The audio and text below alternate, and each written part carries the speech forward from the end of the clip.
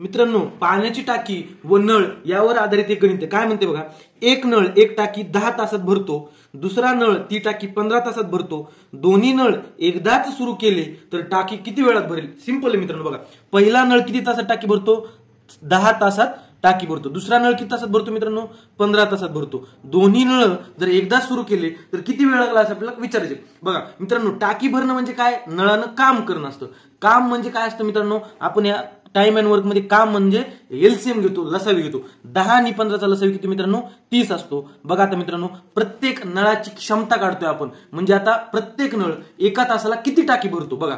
किती? 10 त्रिक 30 आणि 15 दुनी 30. म्हणजे याचा अर्थ काय झालं की 10 तासावाला नळ एका तासात 3 युनिट टाकी भरतो आणि 15 तासावाला नळ एका तासाला 2 युनिट टाकी भरतो. आपल्याला विचारलं एकत्र. बघा, एकत्र काय असतं? सिंपल, त्यांची क्षमता एकत्र करायची, कारण दोन्ही नळ टाकी भरतच आहेत एका टाइमला. बघा मित्रांनो, टोटल टाकी आहे 30 युनिटची. दोघं मिळून म्हणजे 3 आणि 2 5. किती येईल मित्रांनो? 5 1 5 5 6 30. म्हणजे 6 तासात ती टाकी ते दोन्ही नळ भरतील. धन्यवाद.